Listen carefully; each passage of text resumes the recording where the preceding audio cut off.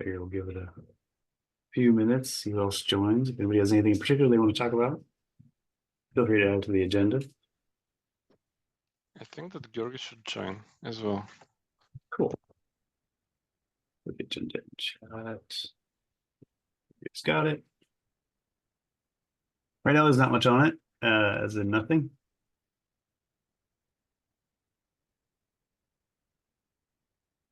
Maybe something that you might be interested. Yesterday, me and Georgi submitted a proposal for a talk for the CFD in Karlsruhe, which is 9th of October. We're going to talk, at least intend to talk about Griffin. Probably they're going to accept it. Nice. That is cool. Are you doing it like kind of just an overview, or like are you digging into anything in particular? Well, we're planning to talk about Griffin in general and then talk about what we had to do to the project in order to make SAP like it and use it. Nice. We also want to share our ideas of the next features that we may want to implement in future. Okay. Maybe integration with UA, because that's an important thing about SAP. Maybe we can mention multi-cluster sort of, although this is a very, very huge epic. Not sure whether we want to go there yet. Sure. And yeah, the message is going to first advertise ourselves. And second, maybe get some feedback from users and potential users on features they would like to see, whether they approve the way that we see the project evolving, stuff like that. Nice. Oh, that's cool. I dig it.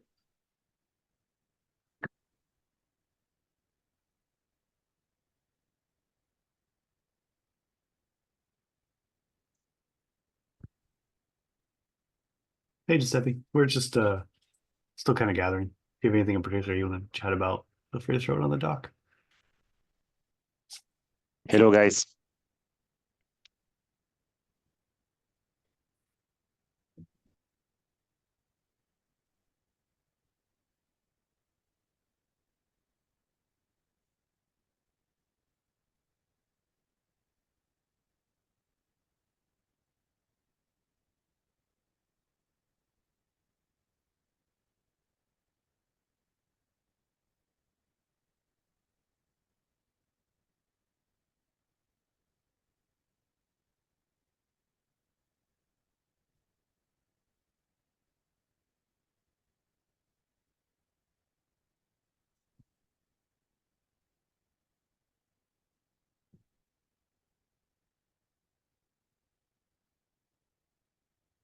Well, do we want to wait for Georgi or?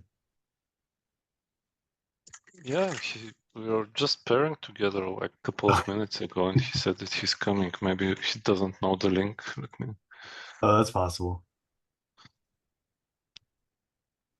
Hey, there he is.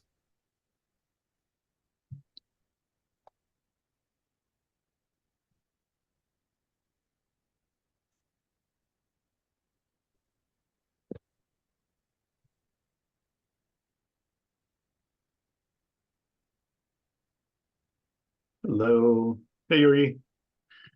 We were just looking at the agenda. If there's anything particular you want to throw on here as well too to talk about.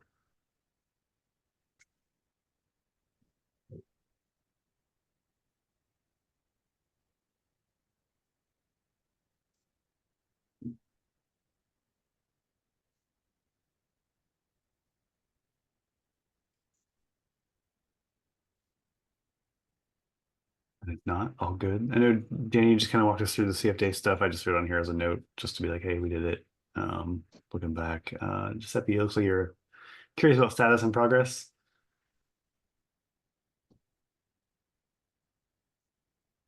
Yeah. We have started working on implementing our proposal on managed services. So far, I think we have create broker and list brokers. And yeah, we're working on filtering brokers.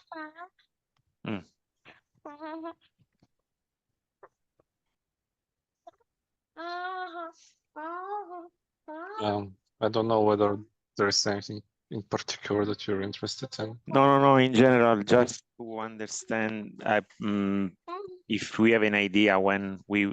Okay, last time I discussed with Georgie about this. So now we have an official commitment to move to Corify, our platform. So we are trying to plan this, let's say, in autumn. The question is, are we ready for production, and when it is supposed to have an official release, something like 1.0.0?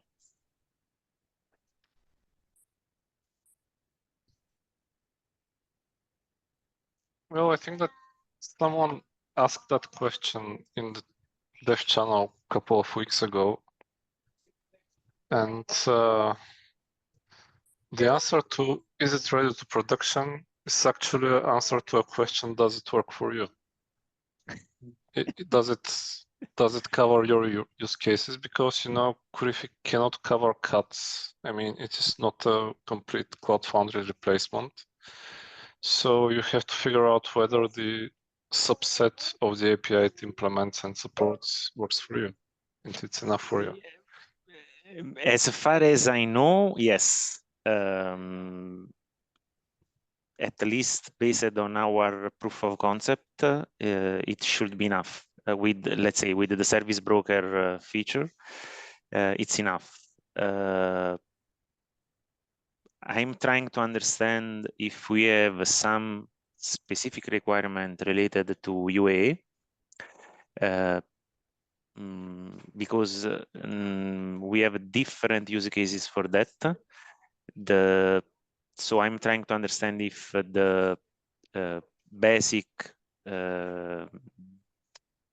configuration of kubeconfig is okay, or if we need something more. But for the rest, I think it's enough. Well, integration with QA is definitely on the table because that's important for SAP as well. But first we want to get at least the initial support for managed services. So yeah. Clear.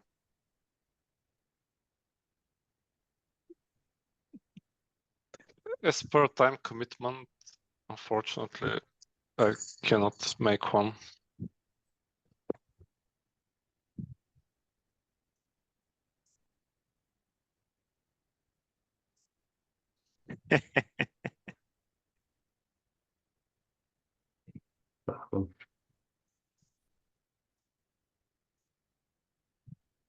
Cool.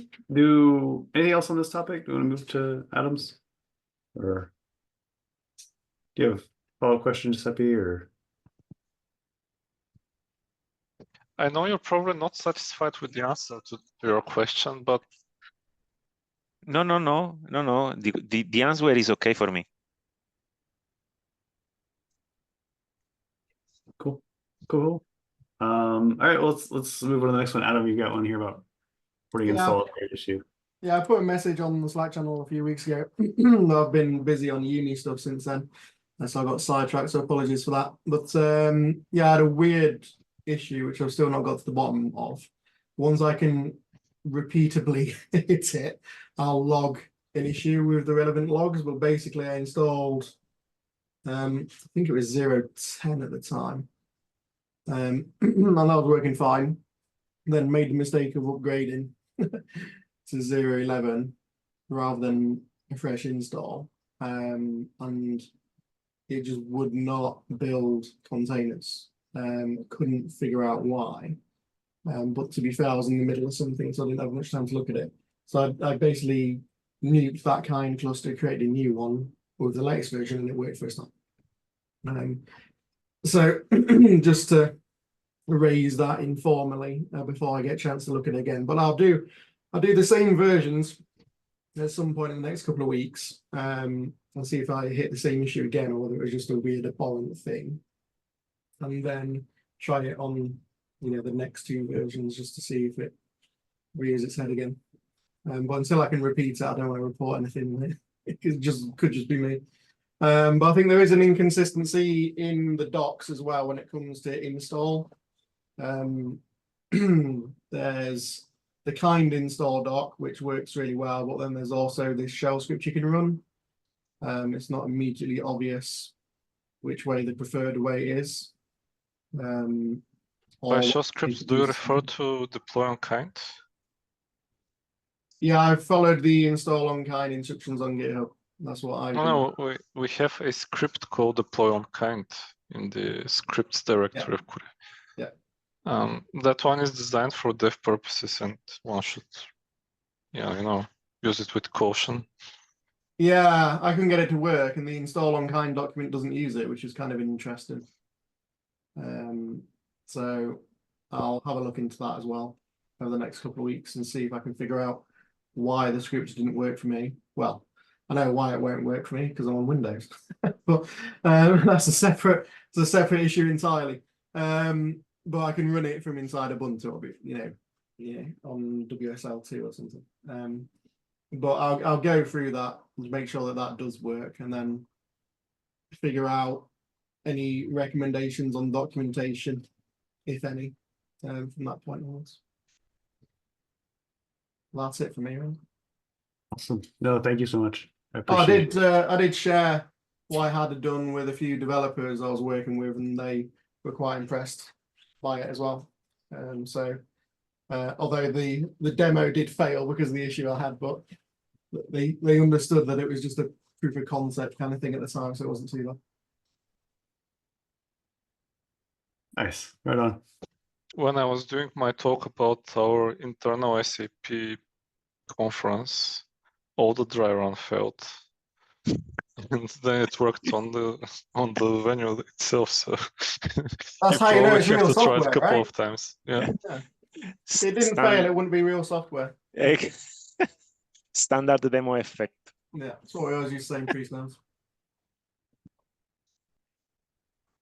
Awesome.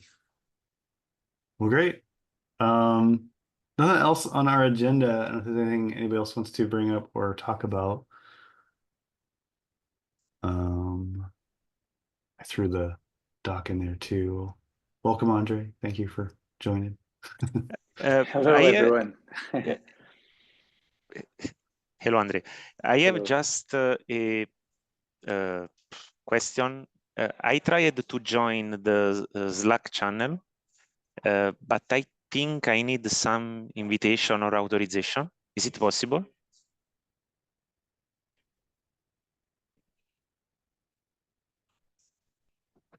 Should just be able to follow the link from the Cloud Foundry website. Yeah, I tried the link and I received an error that say that I'm not able to join.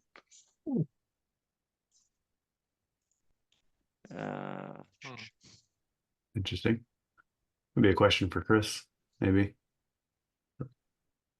Now, of course, You could try the usual another browser or incognito window. that I can try, yes.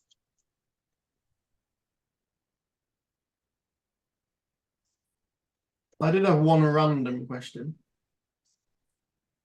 Somewhat related to is it production / v1.0 yet or not? And that's if I did come across a customer, like a consulting customer, who then wanted, commercial software support for K8s, is there anybody doing that at the moment?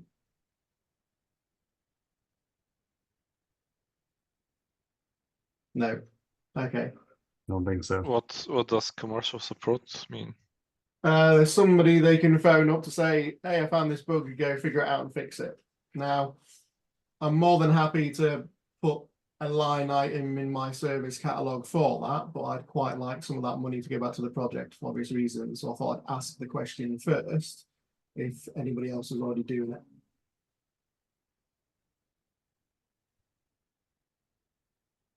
No, I don't think anybody is at the moment. Or if any of the core project team are freelancers who I could, you know, if we did first line engineering support, found an issue, we could back stuff like that often. Just trying to think of a way of doing it that's in keeping with the project rather than me kind of milking money off the project, if you know what I mean. Fair. How does it work with Classic Cloud Foundry? Where you can kind of license that from VMware/Broadcom, right? Anything. Yeah. Mhm. We, at least I joined today. Hello guys, my name is Andre. I work with Giuseppe Gerla now on Hitachi Rail, and we're using CF for K8s in production these days. And we came, or at least I joined Giuseppe here today. Exactly, we did a similar question to Adam's. So we're looking into, we have CF for K8s in production. We want to move to Corifi, right? And we are faced with this kind of, let's say, dilemmas these days, right? Where from our tests, it looks to be very close to production ready, if not already. Some of our customers will be looking into, hey, do you have support contracts for the components that you use in your deployments? This is pretty common these days. There are other aspects that come with the release process, like are we reporting vulnerabilities, etc., these sort of things. Which are very important to us as a company. And we are big lovers of Cloud Foundry. We came from, as Giuseppe, I'm sure he explained, we came from Bosch deployed, Bosch managed CF. We moved to CF for K8s with the help of VMware some years ago, hoping that that would be the way forward and there would be some continuity in the project. But now with the Corifi, with the advent of Corifi, which makes sense, and from an architectural point of view, I would say it's much better than what we had before in CF for K8s. We're looking into this. We are very eager to get this into production. But of course, we need some kind of, let's say, we need some signal from the community, from you guys. We can contribute to that if there's something we can help you with to get this into GA. Because I think then if it's GA, then I'm sure that VMware, for example, would also be providing some support contracts for this as well. And the other companies are allegedly doing something. I don't know if anyone on the call is still at Broadcom, but they are, scuttlebutt is in public sector customers anyway, and I've had this confirmed that they are about to release some sort of Cloud Foundry on K8s official supported product that's different from Corifi and different from CF4K. Because new flavor of Tanzu. Yeah, apparently most of the revenue they get in since the acquisition is actually Cloud Foundry licensing, so they're doubling down on it. Wow.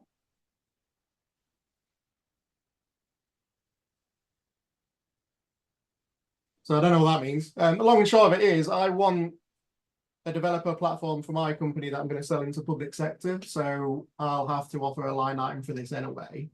But I'm not planning on it just being public sector customers. So if that's of interest, I'm more than happy to back off that money for kind of third level engineering support to any freelancer that's a core project contributor. So if anybody wants to talk to me about that, I'm more than happy to have that conversation. Did you say Hitachi Rail, by the way? Yeah. All right, so I used to be at Hitachi Vantara in the Pentaho team. Ah, wow. Wow. Really small. It's a small world, yeah. So I've done lots around finding micro delays on the UK rail lines from analysing rail data. Yeah. So yeah, interesting. But yeah, if anybody wants to chat about, I don't know if there is an official project team's view around support and the way you'd like to do it and the way you'd like to get commercial money back into the project, but I thought I'd raise it as something we should maybe think about.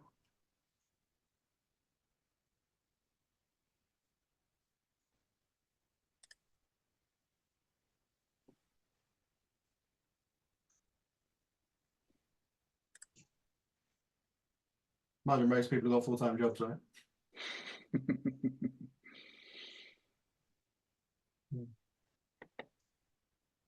Right on. And regarding whether this is GA or not, I'm not sure what the criteria for GA is. If you just look at the version, it's just a number. Yeah. So far, we've had this gentleman agreement that we're not going to implement backward incompatibilities. We're not going to break existing deployments, and we're doing our best not to do that. As you can see, the new service, managed service support is hidden behind an experimental flag, so that we have the freedom to, more easily to break it. That's of course a temporary flag. We're going to remove it at some point in time. But if that's good enough for GA for you, then maybe.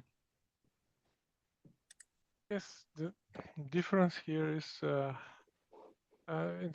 talking about the commercial offering. The main problem is that different companies in the community have different visions of how Kurifi can work for their customers. Like one company may say we don't need the UAA. That's already a deviation from Cloud Foundry. At SAP, we don't really, this doesn't really work for us, so we do need the UAA. We think to work in this direction too, after we are done with the services thing. But there we have it. I mean, what's 1.0? Hard to tell really.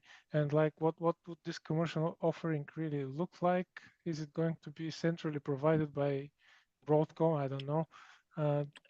In what form? Or is every interested party going to build their own thing around Kurifi as an engine, more like an open source project rather than a commercial offering? But I just kind of feel like it's a little bit out of our expertise here as a technical group to define these more high level concerns, although I do understand your point. Yep. Somehow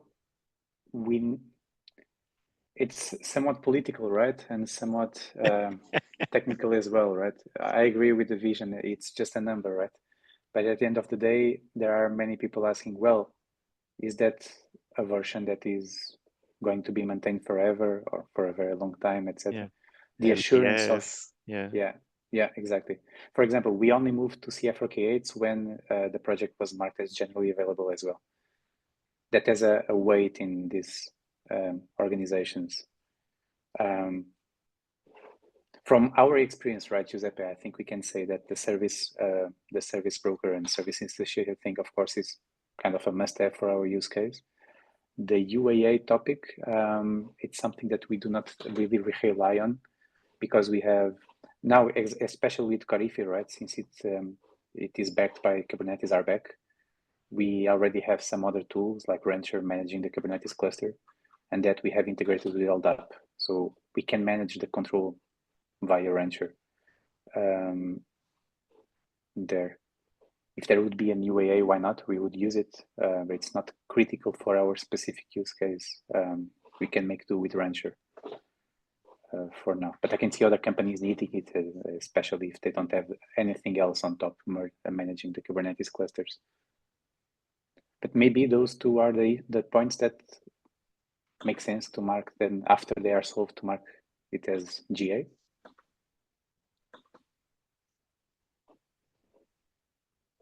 Yeah, sounds reasonable. I think the question you get about support though is probably the biggest. Yeah. I don't know that SAP or Broadcom are intending on selling commercial support for it, although I'm just on the engineering side, so I'm not 100% certain or qualified to talk about future products or whatever. But I think I don't know if that's on anybody's plan at the moment. If SAP eventually decides to productively have some Kurifi-based offering, it's going to be part of a bigger product. I mean, customers would not be able just to get a Kurifi license or Kurifi deployment. They're just going to take it as a part of a bigger offering. Yep. Yeah, same with me, to be fair.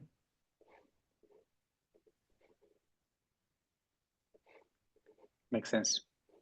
But maybe those two topics go hand in hand, right? I mean, I would imagine that any company would like to start productifying something once there is something that is already mature enough to get to that point, right?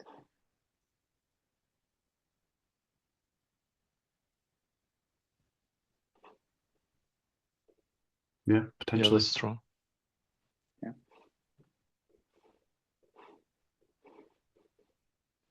Maybe something that we can push together to happen, at least from our side. Both Giuseppe and I are very happy to contribute to reach this let's say GA landmark or milestone, and then pushing from there.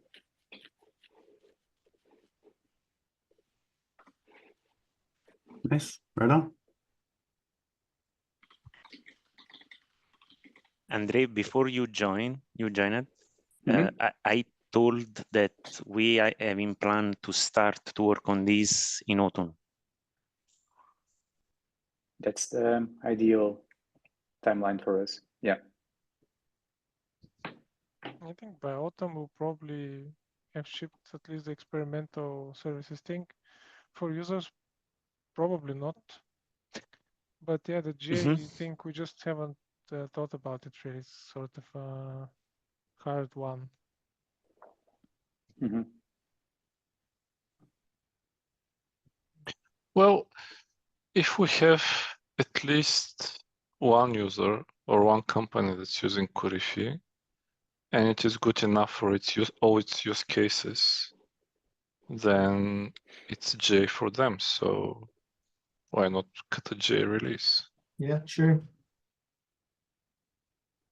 That would be perfect I for us. mean, maybe for you, the question is, what did you get when CF4K8s got GA? You didn't, I don't, did you get support on it, or did you just get promises that it won't break? Or, I mean, we can try to match the promise in CF4K8s in Kurifi if that's possible. And once we manage to do that, we say it's GA, and then I don't know about, like, depends, maybe the services thing can remain experimental for some time, or maybe it can be part of that GA thing. But yeah, maybe what did you get from the, what's your understanding then of At the the time, thing? at least on our side, maybe Adam, I don't know if you have something to complement, but at least on our side, there were two sides of the coin. The first one was when we first tried CF4K8s, it was in the context of conversations that we were having with VMware before the Broadcom, much before the Broadcom acquisition. So GA meant that VMware kind of saw it, saw the status of the project as something that is mature enough to start being used in production. And that's how inside, at least inside our company, management also sees this. So it's kind of a stamp of assurance for management also to buy into the technical decision, right? So from the technical side, we see the benefits of using Cloud Foundry. We are using CF already, so on K8, so we are full on Kubernetes world. But of course, we do not want to keep using CF for K8 since it's kind of dead at this moment, right? So the components are starting to get stale. We have security vulnerabilities that we need to fix ourselves, etc. So the GA stamp for us means it's mature enough to be used in production. And based on that, we would assume that there's a base set of tests that are run as part of some automated procedure or even manual within the team that ensure that the APIs are stable and Kurifi works for a given load. For example, in the past, we found a GitHub issue or branch where some SAP colleagues had a stress test battery for CF4K8s. And based on that, plus the GA stamp of approval, let's say, we managed to say to our management, hey, this technical solution works, it's mature, and it's time to move to it in production. So it's both sides. It's kind of a community agreement that it's mature, plus the ability to share this info in a management, an email to management. Yeah. Yeah, I think for my customers as well, so long as they've got a commercial company that's willing to provide first to third level support for that particular either product or component of a product. And that there has been some level of functional and security testing. That's sufficient for it to be used in production. Yeah. Now, I know some of my customers will want a full-on pen test, but if they want that, they can pay for it, and then I'll give you guys the results. but other than that, I you know, we can put it through its paces and look at automated testing. We've been doing a lot of that lately, anyway.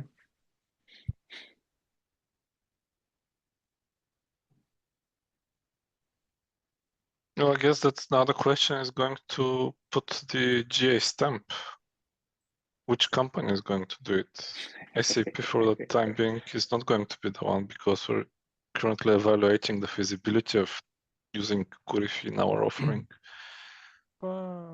If it's not, if support is not something that we're considering for GA, I guess the community will have to do it, right? Because it's Kurifi being GA, not SAP product. Or, I mean, we can, from what I hear, maybe services are not even required for GA because you can run stuff without experimental services support. If we want to include services in the GA, we'll have to wait longer because they're experimental, therefore not GA ready. We haven't battle tested them, etc. But for the other stuff, we might as well be there. It's been tried. I mean, in SAP, we are really only proving concepts here. We don't have productive loads, but I think Broadcom guys and maybe some of you others have already tried your business cases, and if they seem to be working, maybe that's fine. I don't know. I heard the word stress test or performance test. I don't know if we have to think about something like this before stamping it GA, but maybe the core functionality is more or less there. I don't know. Like, of course, having said that, a lot of endpoints are still not implemented, but probably they're not critical for just managing your workloads, because we're not talking about providing a new Cloud Foundry commercial offering here, which will require all the endpoints, which I don't know if we ever implement 100% of the API. Yeah. In a way, that's what Kubernetes does, right? There are major releases with experimental features. They are not to be relied on in production, or you use it at your own risk anyway, right? Yeah.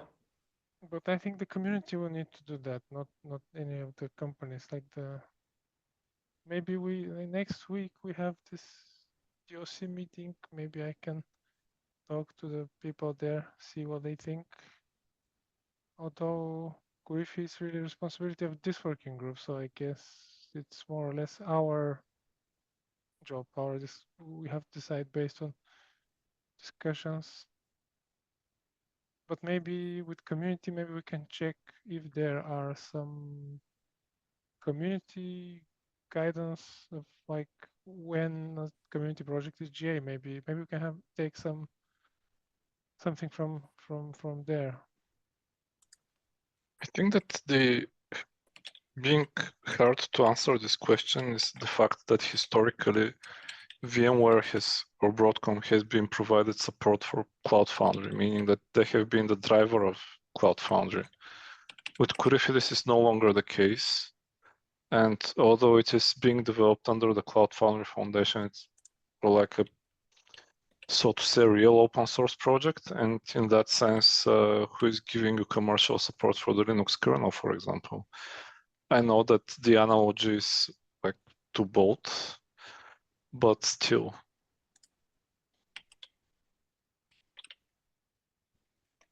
Yeah, with the Linux kernel, you have canonical, for example, but it's exactly what we're doing at SAP, what you're doing at Hitachi, and etc. I mean, we're just taking the kernel and building and our fix own, whatever doesn't work for you.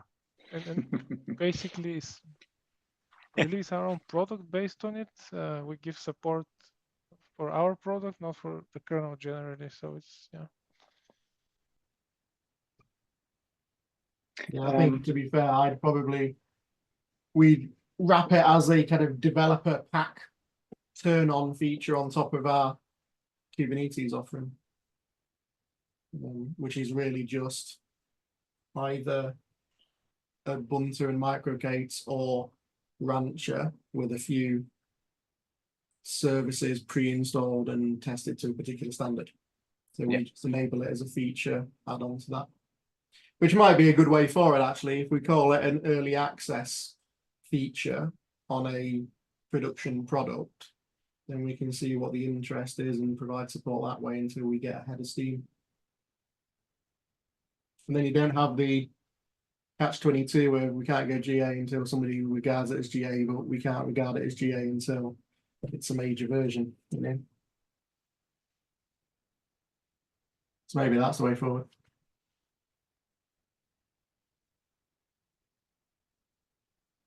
I don't know. I'll have a think. But yeah, if anybody have a chat and let me know what people's thoughts are, because I can see a situation where in the next 6 months I probably will have some of my consulting customers who want to support on it.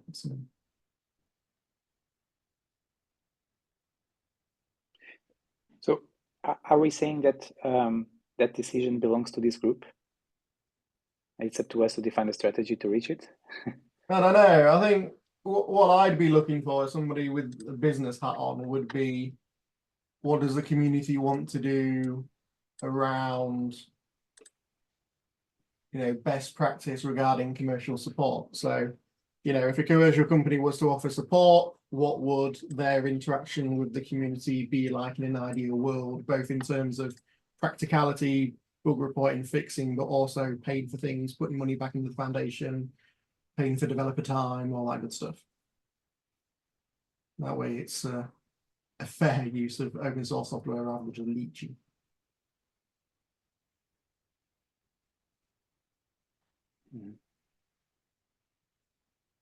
I mean, if the answer is that we just, you know, hire ex-Pivotal developers, of which we've got a dozen on our books, frankly, to go and, you know, implement particular features or fixes, then that's the answer. But I just wondered what the community as a whole thought.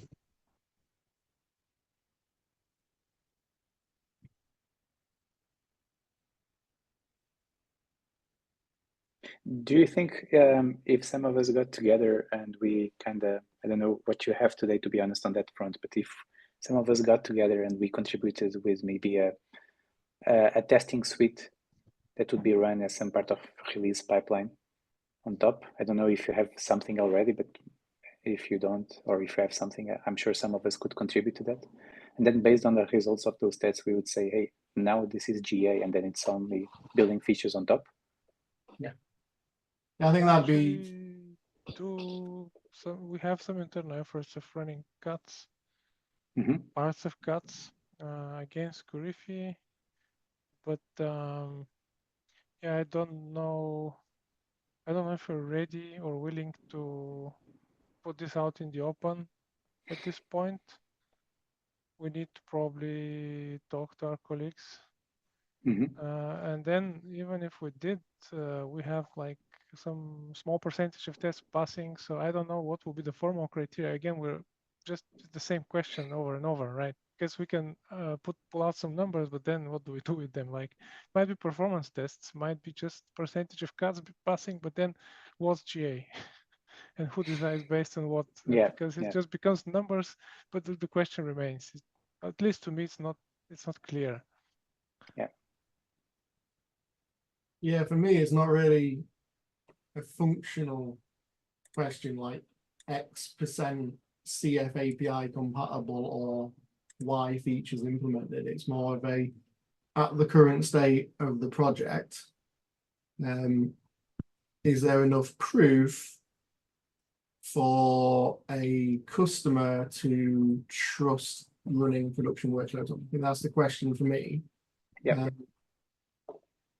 It's not a functionality question, it's a reassurance question. That's maybe, I mean, that's actually a good one, because this maybe explains why it's so hard for me to reason about this, because we don't really have productive usage yet. So maybe it's actually up to you guys at Hitachi Rail, Broadcom, because I know that they had some internal customer that they probably still have. I mean, maybe it's up to people using it to say, like based on prototypes, to say, does it really support your cases? And if it does, maybe we can say it's GA. But it's for us in SAP, it's really hard because we're trying to define a product. It's just a prototype, like no real world usage yet. I also would challenge the idea, should Kurifi go GA at all, meaning that no one's going to buy a cluster and install Kurifi on it for its own sake. Most customers would probably just buy a product, and maybe the product should be GA, Yeah, not actually. not Kurifi itself. That's a fair point. Yeah. That's true. At least in our line of business, we work on the railway industries.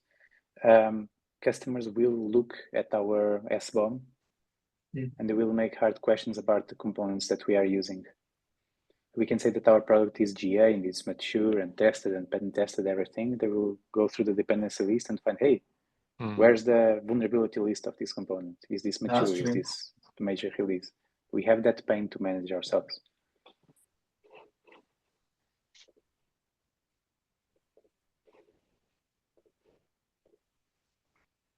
That's probably going to be a pain for us as well going forward, right? Because if our prototype is successful and we can build this product, then we're probably going to arrive. I guess you're just a little bit ahead of us. But did we have? Maybe we should look again into the past. For example, did we have these vulnerability things for K8s? And again, maybe we can ask the community if there's some established practice for these things. Fortunately, I don't know. I don't think there is a rule for when it should be GA. I don't think there's anything like that. For CF4K8s, I know that there was no vulnerability report, for example. At the time, it was just deemed by the people working in the project at the time as this is mature enough to be used in production. It was just a based promise on some then, internal yeah. testing. Yeah. It was just a promise. You didn't really. You basically need that, as far as I need.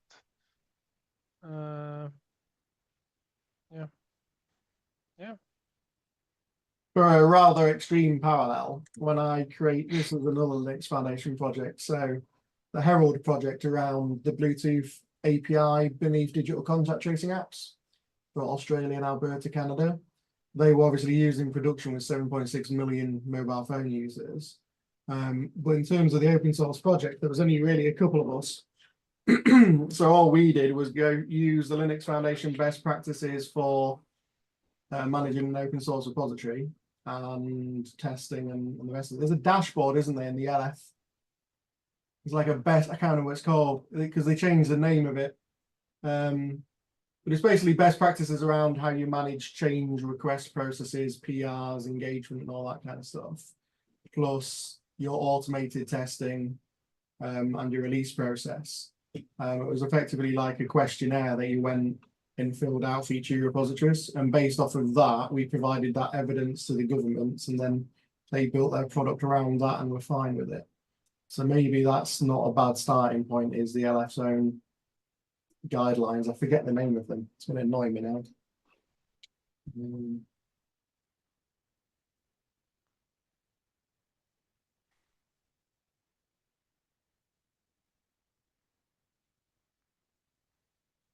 I'll get to the URL now before I forget.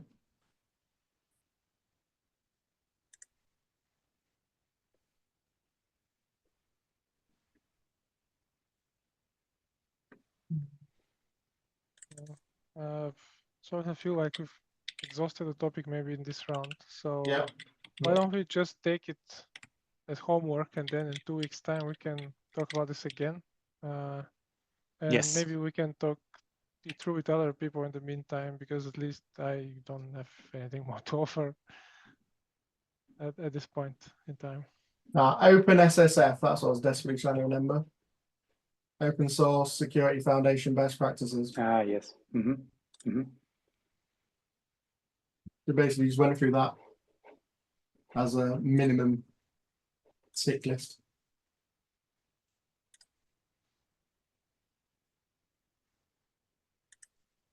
What was it again? Open SSF. It's open This is source well security respected. foundation. Yeah, this is well respected. Yeah, so here's the Herald one, for example.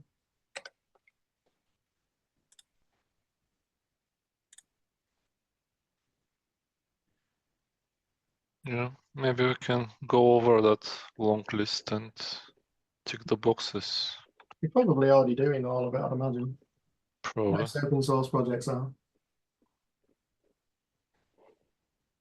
I think the one most people forget is the security.md file in the repository. That's the one that I missed.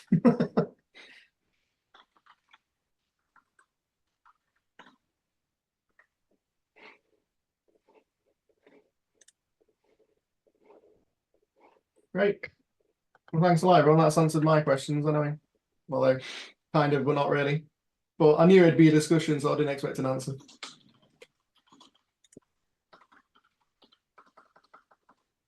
All right, so yeah, that's all.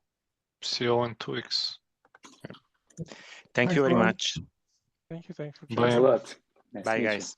Bye. Until Bye. next you. time. Bye bye.